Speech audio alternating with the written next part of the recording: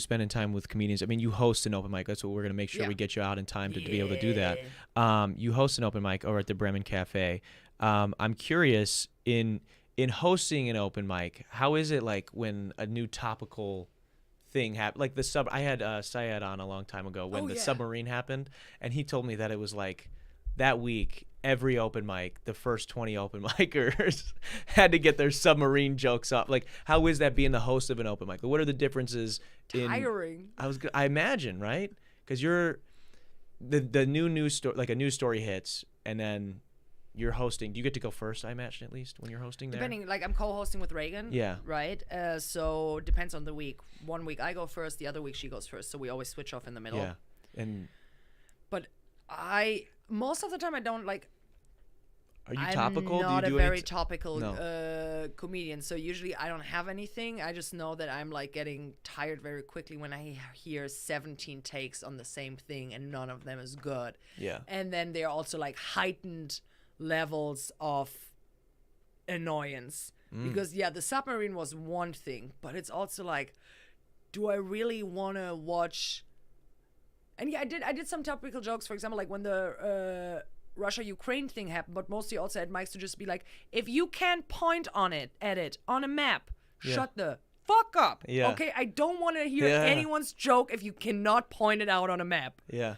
And stuff like that, where it becomes like the bigger conflicts, or like what is going on in the world right now, where I'm like, no one needs your take.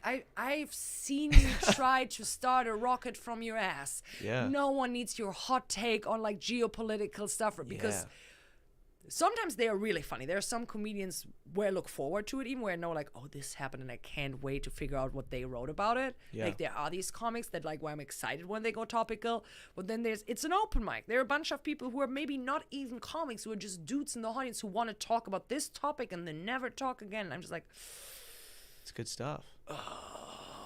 It's rough. I was gonna. So what's something that you wish, as someone who hosts one of the best open mics in the city, that you wish maybe stand-up open micers would know, or would drill into their head?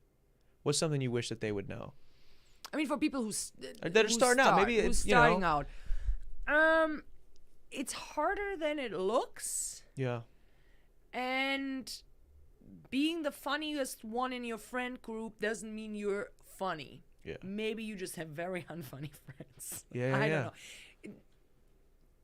And it's two different things, right? Like hanging out with a group of friends, like I might be able to crush because it's all inside jokes. Yeah.